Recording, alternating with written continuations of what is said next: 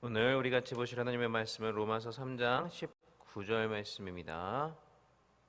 신약성경 243페이지에 있습니다. 로마서 3장 19절 말씀입니다.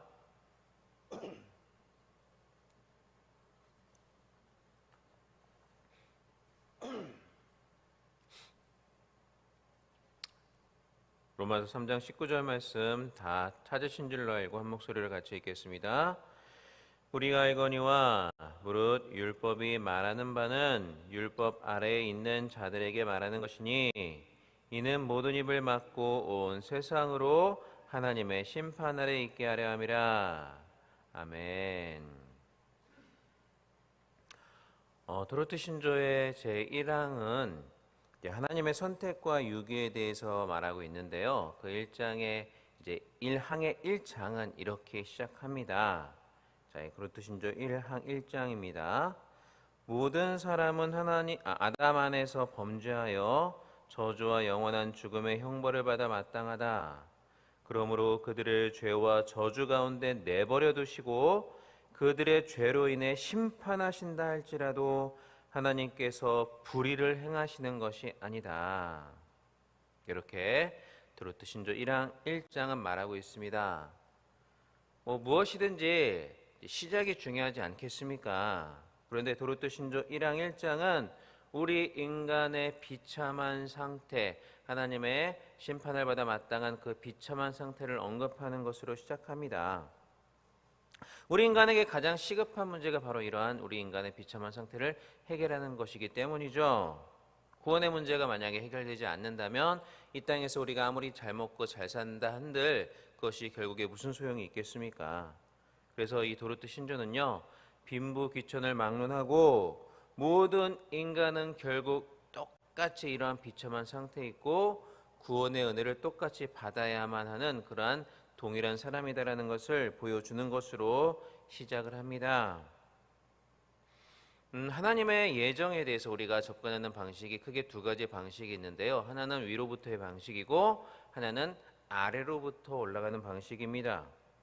이 위로부터의 방식이라는 것은 하나님의 예정에 대해서 먼저 말하고 그 예정에서 비롯되는 인간의 구원을 말하는 방식입니다. 위에 하나님의 예정으로부터 시작해서 인간에게로 내려오기 때문에 위로부터의 방식이다라고 말하는 것이죠. 그리고 또 하나의 방식은 이제 아래로부터의 방식인데요. 우리 인간의 비참한 실존 상태를 말하기 시작해서 그러한 비참한 상태에 있는 인간을 구원하시기로 한 하나님의 예정에 대해서 말하는 그러한 순서의 방식이 바로 아래로부터의 방식입니다. 우리 인간의 비참한 상태에서 시작해서 하나님의 예정으로 올라가는 방식이기 때문에 이것을 아래로부터의 방식이다라고 하는 것이죠. 우리가 알아야 될 것은 방식의 차이는 있지만 결국 두 가지 방식 모두 동일한 내용, 성경적인 예정론을 말하고 있다는 것을 우리가 알아야 될 필요가 있을 것 같습니다. 자, 그렇다면 조금 전에 읽어드린 그 도로트 신조 1항 1장의 내용을 보건대 이 도로트 신조는 과연 위로부터의 방식일까요? 아니면 아래로부터의 방식일까요?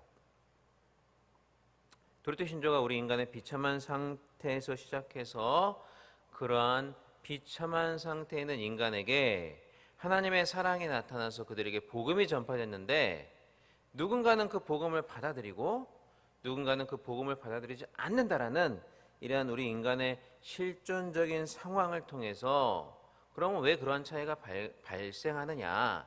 결국 하나님의 예정 때문이다. 하나님께서 예정하신 사람은 복음을 받아들이고 예정하지 않은 사람은 복음을 받아들이지 않는 것이다 라는 그러한 하나님의 예정으로 올라가는 방식을 취하고 있습니다.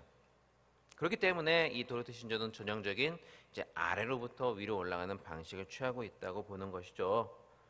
자, 이는 이 도로트 신조가 일반 신자들도 이해할 수 있는 그런 대중적이고 보편적인 방식으로 기록되는 것을 목적으로 했기 때문에 이렇게 우리의 실존적인 상태를 언급하는 것으로부터 시작을 하는 것입니다.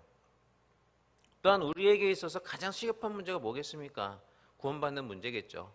그러니까 그 문제를 먼저 언급하고 하나님의 예정을 말하는 방식으로 기술이 된 것입니다.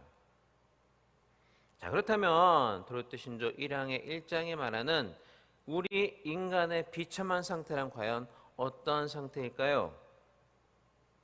모든 사람이 아담 안에서 범죄하여 저주와 영원한 죽음의 형벌을 받아 마땅한 상태가 바로 우리의 상태입니다. 먼저 도르트 신조는 이렇게 이 세상에 있는 모든 사람들을 예외 없이 다 이 비참한 상태라는 그러한 테두리 안에 집어넣고 있습니다. 모든 인간이 다 이런 비참한 상태에 있다. 그래서 모든 인간에게 하나님의 구원의 은혜가 필요하다. 하나님의 구원의 은혜가 불필요한 사람은 하나도 없다라는 것을 말하고 있는 것입니다. 자, 물론 이 모든 사람에 포함되지 않는 딱 한 분이 계십니다. 누굴까요? 우리 예수님이시겠죠. 예수님은 인간이시면서 동시에 하나님이시기 때문에, 그리고 우리의 구원을 위해서 이 땅에 오셨기 때문에 이렇게 비참한 상태에 있으실 수가 없었습니다. 예수님께서 만약에 우리와 똑같은 죄인의 모습으로 이 땅에 오셨다면 예수님은 우리의 구세주가 되실 수가 없었을 것입니다. 그래서 예수님은 일반적인 방법이 아니라 동정녀 탄생이라는 방법을 통해서 이 땅에 오실 수밖에 없었던 것이죠. 바로 이제 뒤에 나오는데 우리 인간이 비참한 상태에 있는데 왜 그러냐? 인간이 아담 안에서 타락했기 때문에 그렇다라고 설명을 합니다. 그래서 모든 인간은 아담 안에서 범죄였기 때문에 그 아담의 범죄인 원죄는 남자의 씨를 통해서 이제 후대에 유전이 돼요. 그러므로 예수님께서 남자의 씨라는 정통적인 일반적인 방식을 통해서 이 땅에 오셨다면 예수님도 그 아담의 범죄를 같이 공유하는 상태로 이 땅에 태어나시게 되는 것이죠. 그러면은 이제 우리의 구세주가 되실 수 없기 때문에 그래서 예수님은 동정녀 탄생이라는 방법으로 이 땅에 오실 수밖에 없었던 것입니다. 그러니까 이제 우리가 이 교리를 부정을 하면 예수님은 동정녀 탄생 그거 말도 안 되지 않느냐라고 이렇게 부정하는 사람이 있으면 그거는 이제 우리 구원 자체를 부정하는 그런 결과를 낳게 되는 것입니다. 그런데 여러분, 천주교에 보시면, 천주교의 교리를 보시면 예수님뿐만 아니라 마리아도 죄가 없이 태어났다라고 이야기를 합니다. 예수님의 동정녀 탄생을 하신 것은 맞는데 결국 인간의 육체는 마리아한테 얻으셨을 거 아니냐. 이제 마리아의 자궁에 있을 때 인간으로 만들어지시기 위해서는 마리아로부터 인간의 육체, 인성을 얻으셔야 되는데 만약에 그 마리아가 죄가 있다면 예수님의 인성도 죄가 있는 인성으로 만들어질 수밖에 없으니까 그래서 예수님이 원죄가 없이 태어나시려면 마리아도 죄가 없어야 된다. 그러니까 무음 잉태를 해야 된다. 흠이 없는 상태로 잉태가 되었어야 된다. 그러니까 마리아 역시 예수님과 똑같이 무음 잉태되었다라고 이야기를 합니다. 그런데 여러분, 이 성경에서는 그 어느 곳에서도 이 마리아가 그렇게 잉태되었다라고 말하지 않습니다. 마리아도 그냥 우리와 똑같은 인간이요, 죄인 중에 한 사람일 뿐이죠. 물론 그런 여인을 하나님께서 택하셔서 예수님께서 이 땅에 오는 매개로 사용하시고 또 성령을 통해서 이제 그녀의 태 안에 예수님이 잉태되도록 하신 것은 맞죠. 그렇기 때문에 마리아는 복된 여인이라고 부를 수는 있겠지만 그렇지만 천주교에서 말하는 것처럼 그렇게 무음 잉태되었다 우리가 그렇게 말할 수는 없는 것이죠. 심지어 마리아는 죽은 뒤에 이제 하늘로 승천했다고까지 이제 천주교에서는 이해를 합니다. 근데 우리는 그런 것들을 전혀 받아들이지 않습니다. 그런 내용은 모두 비성경적이고 마리아를 우상화할 뿐이기 때문이죠. 자, 예수님께서 마리아에게 잉태되실 때 성령께서 그 잉태되는 예수님이 원죄의 영향, 아무런 죄의 영향을 받지 않도록 그렇게 역사를 하시고 그런 방식으로 예수님이 잉태되도록 하셨기 때문에 예수님이 아무런 죄가 없이 잉태가 되신 것이지 그 선조기에서 말하는 것처럼 마리아가 죄가 없으니까 예수님도 죄가 없다 그렇게 우리는 이야기할 수가 없습니다. 자, 이렇게 예수님을 제외한 모든 인류는 아담 안에서 이미 범죄를 했어요. 아담은 인류의 대표로서 하나님과 언약을 맺었기 때문에 그가 하나님과의 언약을 어기고 선악과를 따먹는 불순종을 저질렀을 때 그의 범죄는, 그 아담의 범죄는 단순히 아담 한 사람의 범죄가 아니라 인류의 대표로서의 범죄였기 때문에 결국 그 모든 후손의 범죄가 된 것입니다. 얼마 전에 이제 올림픽이 시작했지 않습니까? 이제 올림픽에 나간 국가 선수는 그 나라를 대표해서 나간 것이기 때문에 그 한 사람이 금메달을 땄어요. 그래서 영광을 받게 되면 온 국민이 같이 기뻐하지 않습니까? 바로 그것이 이제 대표성의 원리라는 것인데, 여기에도 이 아담의 범죄도 그러한 대표성의 원리가 적용이 되는 것입니다. 이것을 도르트 신조는 모든 사람은 아담 안에서 범죄했다라고 이렇게 말을 하고 있다는 것이죠. 그래서 아담이 범죄할 때 비록 그의 후손들은 아직 이 땅에 태어나진 않았지만 이미 아담 안에서 그와 함께 범죄한 것으로 간주가 되는 것이고요. 그래서 모든 후손들은 태어날 때 그 아담의 범죄를 유전받아서 같이 가지고 태어나는 것입니다. 그래서 이제 시편 기자는 이렇게 이야기를 하고 있는 것이죠. 시편 51편 5절에 이렇게 이야기를 합니다. 내가 죄악 중에서 출생하였으며 어머니가 죄 중에서 나를 잉태하였나이다. 이미 우리가 태어날 때는 죄악 중에 태어난다라는 것입니다. 게다가 인간은 태어날 때 이 원죄의 영향 때문에 죄를 짓는 성향을 가지고 태어납니다. 아예 죄를 지을 수밖에 없도록 우리의 성향이 이렇게 삐뚤어진 상태로 태어난다는 거죠. 아무리 바로 가고 싶어도 우리 성향 자체가 이렇게 삐뚤어져 있기 때문에 죄를 지을 수밖에 없다는 것입니다. 그러니까 태어날 때 이미 아담의 그 원죄를 가지고 태어나는 데다가 살면서 이렇게 삐뚤어진 우리의 죄악된 성향으로 말미암아 계속 죄를 짓고 살아가기 때문에 결국 인간은 도저히 구원받을 수 없는 비참한 상태에 있다라는 것이 바로 도르트 신조가 우리에게 이야기해 주는 것입니다.